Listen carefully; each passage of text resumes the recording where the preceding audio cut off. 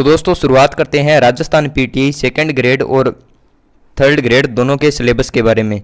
तो इनका सिलेबस है वो सेम है। और प्रथम पेपर की हम बात करते हैं। तो प्रथम पेपर है वो आपका होने वाला है पूरा, प्रथम पेपर आपका होने वाला है 200 अंकों का। 200 अंकों का प्रथम पेपर होगा। उसमें से आपके क्वेश्चन आने वाले हैं, 100 क्वेश्चन आपके आएंगे। तो दोस्तों इनको देखते हैं। तो सबसे पहले राजस्थान का सामान्य ज्ञान आपके आने वाला है, 40% आएंगे 80 नंबरों का। फिर राजस्थान की समसामयिकी करंट 10% आने वाले हैं, 20 अंकों के होंगे। और तीसरा है विश्व और भारत का सामान्य ज्ञान, इसके 30% आएंगे 60 नंबरों के। और फिर आती है साइकोलॉजी, साइकोलॉजी के 20% आएंगे और 40 नंबरों के हो जाएंगे। तो यहाँ पे स्पष्ट रूप से लिखा गया है कि नेगेटिव मार्किंग 1/3 होगी और 100 क्वेश्चन होंगे और सभी प्रश्नों के अंक समान होंगे। तो आपका 2 घंटों का पेपर होने वाला है प्रथम पेपर। तो दोस्तों आगे बढ़ते हैं और देखते हैं इसका सिलेबस। तो सर्वप्रथम देखते हैं राजस्थान का भूगोल एवं अर्थव्यवस्था भाग ए में आने वाला है। राजस्थान का भूगोल एवं अर्थव्यवस्था, इसमें अवस्थिति विस्तार, भौतिक स्वरूप, जलवायु, अपवाह तंत्र, वनस्पति, कृषि, पशु संपदा, डेयरी विकास, जनसंख्या, उद्योग योजनाएं, बजटीय प्रवृत्तियां और प्रमुख पर्यटक केंद्र आएंगे। तो जिनके पास सिलेबस नहीं है वो इनको उतार लें, वीडियो को बीच में रोके और इनको उतार लें। और आगे चलते हैं। आने वाला है राजस्थान का इतिहास। आप देख सकते हो राजस्थान इतिहास के कौन कौन से टॉपिक इसमें ऐड किए गए हैं। तो राजस्थान के इतिहास में सभ्यताएं होगी। फिर 8वीं से 18वीं शताब्दी तक का राजस्थान का इतिहास, इसमें गुर्जर, प्रतिहार, अजमेर के चौहान, दिल्ली सल्तनत के साथ मेवाड़, रणथंभौर और जालोर के संबंध, ये आने वाला है। फिर उसके आगे देखेंगे राजस्थान और मुगल मेवाड़ के राणा सांगा महाराणा प्रताप एवं राजसिंह, आमेर का मानसिंह, मारवाड़ का चंद्रसेन और बीकानेर के रायसिंह, इनके बारे में। तो ये है राजस्थान का इतिहास। और इसके आगे देखते हैं टॉपिक और रह जाते हैं राजस्थान के इतिहास के। स्वतंत्रता संग्राम, किसान जनजाति आंदोलन, प्रजामंडल आंदोलन, राजस्थान का एकीकरण और मध्यकाल व आधुनिक काल में महिलाओं का योगदान। तो ये राजस्थान इतिहास के टॉपिक है, आपको अच्छे से इसको कवर करना होगा। तो इसको आराम से आप उतार लेवें। ये देखिए राजस्थान इतिहास का, ये आप उतार लेवें अपनी नोटबुक में, अभी लिख लेवें इसको। फिर आगे चलते हैं राजस्थान की कला एवं संस्कृति को देखते हैं। राजस्थान की कला एवं संस्कृति ये है, इसमें आपके आ जाएंगे समाज एवं धर्म, लोक देवता लोक देवियाँ, राजस्थान के संत व संप्रदाय है। स्थापत्य में मंदिर, दुर्ग, प्रमुख महल आ जाएंगे। मेले व त्यौहार, लोक संगीत एवं लोक नृत्य, चित्रकला की विभिन्न शैलियाँ, रीति रिवाज, वेशभूषा, भूषण, भाषा एवं साहित्य। तो यह है राजस्थान की कला व संस्कृति। आगे चलते हैं राजस्थान का प्रशासन की पॉलिटी होती है। इसमें देख लीजिए आप, राज्यपाल का पद, कार्य भूमिका, मतलब राज्यपाल आ गया, मुख्यमंत्री आ गया, फिर राज्य सचिवालय और मुख्य सचिव, राजस्थान लोक सेवा आयोग एवं संगठन व भूमिका, राज्य मानवाधिकार आयोग और राजस्थान में पंचायती राज। तो ये कुछ सिलेक्टेड 5 आपके टॉपिक है राजस्थान की पॉलिटी के। तो इनको आपको अच्छे से तैयार कर लेना है, क्योंकि राजस्थान पॉलिटी से पर्सन अच्छे खासे आते हैं और टॉपिक इतने ज़्यादा नहीं हैं। आगे चलते हैं। फिर आता है राजस्थान का करंट। करंट आप कोई ज़्यादा नहीं है, बस करंट के लिए आप मुमल पब्लिकेशन की बुक पढ़ लेना, वार्षिक अंक पढ़ लेना, या फिर आप कोई क्लास वगैरह भी लगा सकते हो। तो ये है भाग ब में राजस्थान की समसामयिकी। इसमें राज्य स्तरीय सामाजिक, आर्थिक, राजनीतिक एवं खेल कूद से संबंधित गतिविधियाँ व मुख्य समसामयिक मुद्दे आते हैं। आगे चलते हैं, विश्व एवं भारत का भूगोल आएगा। इसमें देख लीजिए विश्व और भारत के भूगोल में क्या क्या है। महाद्वीप, महासागर व उनकी विशेषता, वैश्विक पवन प्रणाली, पर्यावरणीय समस्याएं उनके निदान हेतु वैश्विक रणनीति, भूमंडलीकरण एवं इसका प्रभाव। ये है विश्व का। सिर्फ 4 टॉपिक ऐड किए हुए हैं विश्व भूगोल के। फिर भारत का भूगोल आता है, स्थिति एवं उसके लाभ, मानसून प्रक्रिया, अपवाह तंत्र, कृषि उद्योग की बदलती प्रवृत्तियाँ, जनसंख्या प्रवृत्ति एवं वितरण। तो ये आते हैं भारत के। तो जो आपको टॉपिक दिए हैं वो ही पढ़ना है, ज़्यादा आपको पढ़ने की आवश्यकता नहीं है। फिर आती है इंडियन इकोनॉमी। इंडियन इकोनॉमी में ज़्यादा कुछ नहीं है। राष्ट्रीय आय संकल्पनाएं एवं प्रवृत्तियां, गरीबी व उसके निराकरण हेतु योजनाएं। फिर आगे आता है अंतर्राष्ट्रीय संबंध, जिसमें भारत की विदेश नीति और भारतीय संयुक्त राष्ट्र संघ, भूमंडलीकरण, परमाणु व प्रसार संधि के संदर्भ में ये कुछ आता है। तो ये आपको अंतर्राष्ट्रीय संबंध से संबंधित टॉपिक है, इसमें से 3-4 प्रश्न आ जाते हैं। फिर आगे देखेंगे भारतीय संविधान। ये है भारतीय संविधान, 1919 और 1935 के जो अधिनियम हो गए, गांधी, फिर अंबेडकर का संविधान निर्माण में योगदान, भारतीय संविधान की प्रमुख विशेषताएं, राष्ट्रपति का पद, प्रधानमंत्री, भारतीय संघवाद, भारत के प्रमुख राजनीतिक दल। तो ये संविधान की प्रमुख विशेषताओं में मौलिक अधिकार, मौलिक कर्तव्य, राज्य की नीति निर्देशक तत्व, ये इंपॉर्टेंट है, यहाँ से अनुच्छेद वगैरह पूछ लेते हैं नीति निर्देशक तत्वों के। तो ये भारतीय संविधान के कुछ टॉपिक थे जो आगे अब हमारा बचता है फर्स्ट पेपर में साइकोलॉजी। साइकोलॉजी मनोविज्ञान में आपको बुक मैंने बता दी है, प्रभात शिक्षा मनोविज्ञान वाली बुक। तो दोस्तों अब देखते हैं साइकोलॉजी में आपको क्या क्या पढ़ना है। इसमें आपको पढ़ना है शिक्षा मनोविज्ञान, अधिगम, शिक्षार्थी का विकास, व्यक्तित्व, पर्सनैलिटी। आगे पढ़ना पड़ेगा आपको बुद्धि एवं सृजनशीलता, अभिप्रेरणा जिसको बोलते हैं मोटिवेशन। फिर आगे व्यक्तिगत विभिन्नताएं, विकास एवं शिक्षा में उनका निहितार्थ। तो ये टॉपिक आप सभी को लिख लेने हैं अपनी, जो भी एक बार सिलेबस को लिख लो, चाहे आपके पास बुक हो चाहे फिर भी आपके पास सिलेबस होना चाहिए। आप जिसकी तैयारी कर रहे हो, जिसकी एक युद्ध भूमि में उतरे हो, आपको मतलब पीटीए की तैयारी करनी है, तो इसका सिलेबस आपके पास अपने हाथों से लिखा हुआ होना चाहिए और दीवार पे चिपका होना चाहिए या कॉपी में आपके पास लिखा होना चाहिए। तो ये था राजस्थान पीटीए के फर्स्ट पेपर का सिलेबस। तो दोस्तों बात करते हैं राजस्थान पीटीए के सेकंड पेपर यानी सब्जेक्ट के पेपर की।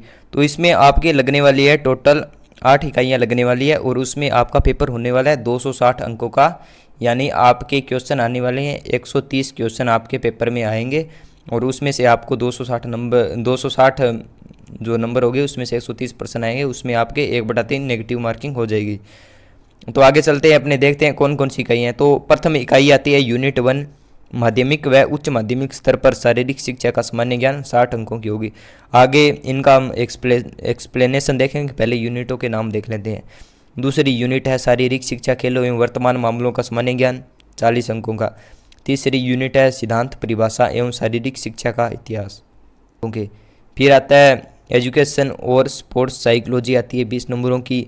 फिर 5वीं यूनिट है शारीरिक शिक्षा के जो मेथड्स है, विधियाँ, पर्यवेक्षण एवं संगठन, 20 अंकों का। फिर यूनिट 6 है प्रशिक्षण एवं निर्णय के सिद्धांत। फिर 7वीं यूनिट आती है मूलभूत शरीर रचना विज्ञान, कार्य एवं स्वास्थ्य शिक्षा। और 8वीं यूनिट है मनोरंजन शिविर एवं योग। तो अब इनका एक्सप्लेनेशन देखेंगे। प्रथम ये अपनी जो यूनिट है माध्यमिक व उच्च माध्यमिक स्तर पर शारीरिक शिक्षा का सामान्य ज्ञान, इसमें अपने 60 अंकों की ये यूनिट है, मतलब एक अच्छा खासा स्कोर ये यूनिट करती है। अगर आप इसको तैयार कर लेते हो तो मतलब काफ़ी पेपर पास करने में आपकी सहायता होगी। तो ये है शारीरिक शिक्षा, इसके अपने टॉपिक देखते हैं नंबर वाइज।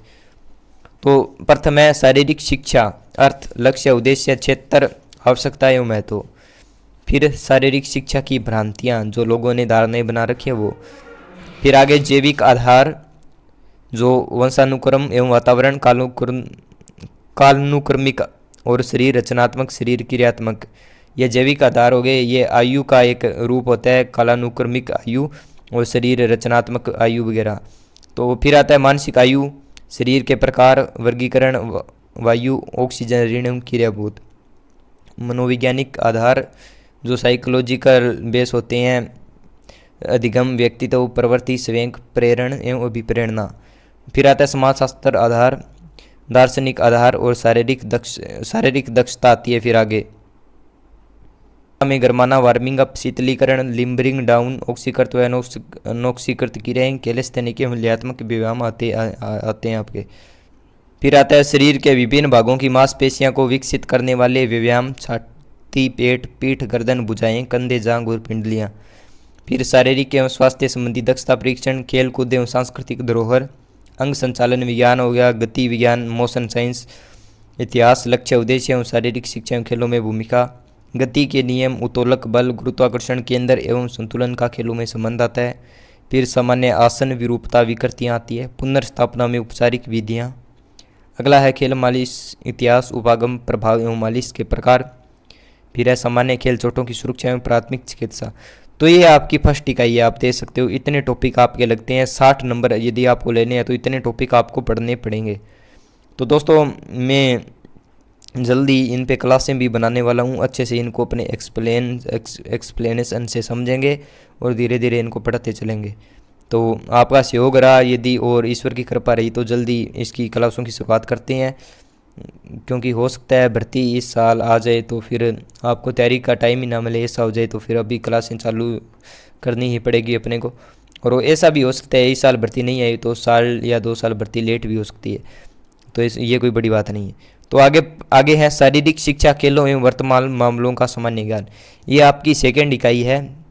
इसमें आ जाएंगे खेल, एथलेटिक, बास्केटबॉल, बैडमिंटन, शतरंज, cricket, football, gymnastic, handball, hockey, judo, kabaddi, kho kho, tennis, तैराकी, गोताखोरी, टेबल टेनिस, वॉलीबॉल और कुश्ती इसमें शामिल है। आगे चलेंगे तो जो अपने ऊपर गेम देखे इनका हिस्ट्री और गेलों उपरोक्त खेलों मतलब इन गेमों के सामान्य नियम, उपरोक्त खेल मैदानों का मापन, मेजरमेंट मैदानों का, और इनके जो कौशल है, शब्दावली है, इनके जो साजो सामान है, ये सब कुछ इन खेलों के बारे में। फिर आगे आता है खेल व्यक्तित्व, जो खेल के व्यक्तित्व है, जो भी खिलाड़ी रहे हैं, फिर पुरस्कार, ये सब कुछ इसमें आने वाला है। मतलब गेम से रिलेटेड सभी आएंगे। फिर ओलंपिक भी आएंगे आपके। फिर ओलंपिक के अलावा उनमें जो ओलंपिक वाक्य होते हैं, ओलंपिक संविधान, आयोजन स्थल होते हैं, ओलंपिक ध्वज, छल्ले, शुभंकर, ओलंपिक शपथ कैसे होती है, ये सब कुछ आने वाला है। उसके आगे ओलंपिक मशाल, ज्योति पदक, मशाल या ज्योत, उद्घाटन एवं समापन समारोह, ये आपके आने वाले हैं। फिर आगे देखते हैं, ये आता है शारीरिक शिक्षा के सिद्धांत, परिभाषाएं और शारीरिक शिक्षा का इतिहास। तो ये आप देख सकते हो इसके शारीरिक शिक्षा के परिभाषाएं, सिद्धांत। फिर अन्य देशों एवं यूनान के राज्यों में शारीरिक शिक्षा, प्राचीन भारत में शारीरिक शिक्षा, वैदिक काल, महाकाव्य काल, मध्यकाल। आगे है भारत में शारीरिक शिक्षा का सर्वेक्षण, स्वतंत्रता पूर्व एवं पश्चात, शारीरिक शिक्षा के विकास में नेताओं एवं आंदोलनों का योगदान। नेता बीपीडी कुबर्टिन, ये कुछ नेता है, इनके अपने नाम याद करने के साथ इनकी उपलब्धियां, इनका योगदान क्या रहा, ये अपने को याद पढ़ना है। फिर pro DG Vakharkar, pro Karan Singh, pro Ajmer Singh के बारे में अपने को पढ़ना है, तो ये सब अपने को पढ़ना पड़ेगा। फिर आता है आंदोलन, टर्नवीरिन, फिलोन्थ्रोपियम, स्पार्टाकियाड, YMCA और अखाड़ा से संबंधित ये आंदोलन हुए थे, जो कई बार हुए थे, कई अपने देश में हुए थे। ये अपने स्पोर्ट्स से रिलेटेड ये अपने को पढ़ने हैं। फिर आ जाती है शिक्षा एवं खेल मनोविज्ञान, 20 अंकों का स्कोर करेगी आपकी स्पोर्ट्स साइकोलॉजी जिसको बोलते हैं। मनोविज्ञान, अर्थ, परिभाषा, प्रकृति, शाखाएं, क्षेत्र, शारीरिक शिक्षा के विशेष संदर्भ सहित शिक्षा में मनोविज्ञान का महत्व इसमें आ जाएगा, और वृद्धि और विकास इसमें आ जाएंगे। आगे चलते हैं। फिर ये मनोविज्ञान जो है, स्पोर्ट्स साइकोलॉजी का अर्थ परिभाषा आती है, मनोशारीरिक एकता, व्यक्तित्व विभिन्नताएं, प्रशिक्षण का स्थानांतरण, ये कुछ टॉपिक है स्पोर्ट्स साइकोलॉजी से रिलेटेड जिन्हें हम आगे पढ़ेंगे। आगे आता है शारीरिक शिक्षा की विधियां, पर्यवेक्षण एवं संगठन। तो ये है शारीरिक शिक्षा की जो मेथड्स होते हैं, विधियां होती है, पर्यवेक्षण एवं संगठन, ये 20 अंकों के आपके आने वाले हैं, तो ये इसमें टॉपिक आपके शामिल है। आगे चलते हैं छठी इकाई की ओर। ये है आपकी छठी इकाई, प्रशिक्षण एवं निर्णय के सिद्धांत, जिसमें आता है खेल प्रशिक्षण, स्पोर्ट्स जो ट्रेनिंग होती है, सिद्धांत, उसकी विशेषताएं, विधियां पढ़नी होगी। प्रशिक्षण भार एवं प्रशिक्षण काल, गामक योग्यता का अर्थ, प्रकार, सिद्धांत एवं विकसित करने की विधियां, अधिशिक्षा, निर्णय का अर्थ, अच्छे निर्णय के गुण, योग्यता एवं जिम्मेदारियां, ये कुछ पढ़ना पड़ेगा। फिर आगे आ जाती है अपने मूलभूत शरीर रचना विज्ञान, कार्य एवं स्वास्थ्य शिक्षा, एनाटॉमी से रिलेटेड और हेल्थ एजुकेशन से संबंधित, ये कुछ आ जाता है अपने, इसको आगे देखेंगे। तो ये है शरीर रचना, अर्थ एवं अवधारणा, शारीरिक शिक्षा एवं खेलों में आवश्यकता, महत्व, कोशिका आ जाती है, उत्तक तंत्र आ जाते हैं। फिर अपने आगे आ जाती है अस्थियां, मांसपेशियां का संगठनात्मक कार्यात्मक वर्गीकरण, शरीर की कार्य की मतलब क्रिया विज्ञान आ जाती है। फिर आता है स्वास्थ्य आयाम, इनके तरंग, संगठन एवं विद्यालय स्वास्थ्य सेवाएं आयाम आ जाते हैं। फिर ये सब कुछ आपके टॉपिक होने वाले हैं। भोजन आ जाता है, स्वास्थ्य समस्याएं आ जाती है और रोग आ जाते हैं। तो यह आपने अपने पीटीआई के सिलेबस में है। फिर आ जाता है मनोरंजन शिविर एवं योगा। मनोरंजन शिविर और योग 40 अंक का स्कोर करेंगे। और आप देख लीजिए कि मनोरंजन शिविर एवं योग सबसे आसान होने वाला है और एक अच्छा अपने को स्कोर भी दे रहे हैं और ज़्यादा बड़ी ये यूनिट नहीं है। तो इसमें मनोरंजन आता है, खेल प्ले के सिद्धांत, संगठन एवं प्रशासन, मनोरंजन एजेंसियां, सुविधाएं, उपकरण एवं उनका रखरखाव, मनोरंजनात्मक क्रियाओं के प्रकार। फिर आता है शिविर, क्षेत्र, महत्व एवं प्रकार, शिविर स्थल चयन व अभिन्यास, शिविर का आयोजन एवं प्रशासन आता है। योग में आता है अर्थ, प्रकार, अवस्थाएं, क्षेत्र, उद्देश्य, महत्व एवं यौगिक क्रियाएं। तो इसमें मेरे को पढ़ने में दिक्कत हो रही है क्योंकि इसमें क्या है, भी मात्रा आगे पीछे हो रखी है। तो आगे देखेंगे प्राणायाम आपके आएगा, आसन व उनके लाभ, अर्ध मतेशन, द्र्यासन, भुजंगासन, चक्रासन, धनुरासन, हलासन, मयूरासन आएंगे। फिर आगे ये अपने योग वगैरह हो जाएंगे। और ये होता है आगे फिर पश्चिमोत्तासन, पद्मासन, शलभासन, सर्वांगासन, स्वांगासन, सुखासन, ताड़ासन, वज्रासन, ये आपके आसन है, आपको याद करने होंगे। तो ये होता है पीटीआई का सिलेबस, ये 8वीं यूनिट थी। तो दोस्तों ये अपना पीटीआई का सिलेबस है और इसको आपको पहले तो सिलेबस को आपको लिखना होगा। अगर आप वीडियो से लिख लिया तो ठीक है, नहीं तो वीडियो के जो कमेंट बॉक्स में और डिस्क्रिप्शन बॉक्स में टेलीग्राम चैनल की लिंक डाल रहा हूँ, वहाँ से चैनल पे जाओ, वहाँ पे दोनों पीडीएफ आपको मिल जाएगी। वहाँ से पीडीएफ को डाउनलोड करो, खुद से हाथों से लिखो और अच्छे से अपने सिलेबस को देखो, क्योंकि सिलेबस के अनुसार अपने को पढ़ना है। अब अपने एक बात सोचो कि ये इतने अपने दिए हुए हैं, जैसे आसन एवं उनके लाभ, ये दिए इतने आसन दिए हुए हैं। तो अब सबसे मेन फोकस होता है कि अपने सिलेबस में इतने हैं तो सबसे पहले इनको याद किया जाए, न कि अलग ही आसन जो भी है उनको याद किया जाए। तो सबसे पहले अपना फोकस होता है कि अपने इनको कवर करें। इनको अगर कवर कर लेंगे तो मोस्ट ऑफ चांस है भी क्वेश्चन इन्हीं से आएगा, क्योंकि ये सिलेबस में अपने दे रखे हैं। क्योंकि पेपर बनाते हैं तो वो उन ऐसे थोड़ी ऐसे बनाने लग जाते हैं, उनके पास भी सिलेबस होता है, सिलेबस के अकॉर्डिंग वो बनाते हैं। तो आपको सिलेबस ध्यान में रखना है, तो सिलेबस को आप कंठस्थ कर लीजिए, 3-4 बार लिखिए और इसको अपने दीवार पे जहाँ पे स्टडी रूम में या स्टडी टेबल पे अपने चिपका करके। तो दोस्तों मिलते हैं आगे फिर नेक्स्ट वीडियो में। आप सभी का धन्यवाद, वीडियो को लास्ट तक देखने के लिए आपका फिर से धन्यवाद। और चैनल को सब्सक्राइब कर देना, और जिनके पास सिलेबस नहीं है जो मांग रहे हैं आपसे, तो उनको वीडियो शेयर कर देना। धन्यवाद।